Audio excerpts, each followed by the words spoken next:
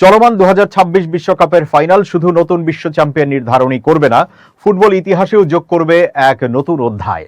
প্রথমবারের মতো বিশ্বকাপ জয়ী দলকে চ্যাম্পিয়নশিপ রিং প্রদান করবে ফিফা। যুক্তরাষ্ট্রের NBA ও NFL এর মতো জনপ্রিয় ক্রীড়া প্রতিযোগিতার ঐতিহ্য এবার জায়গা করে নিচ্ছে ফুটবলের সর্বোচ্চ আসরেও।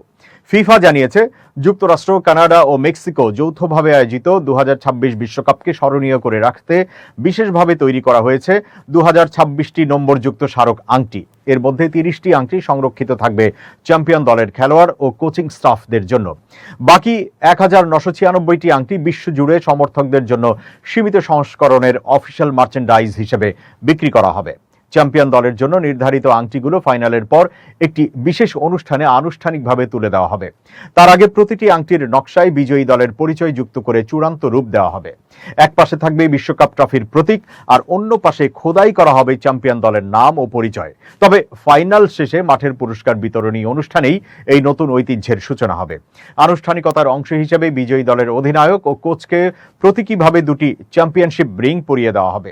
পরে দলের অন্য সদস্যদের জন্য নির্ধারিত আংটিগুলো পৃথক অনুষ্ঠানে হস্তান্তর করা হবে।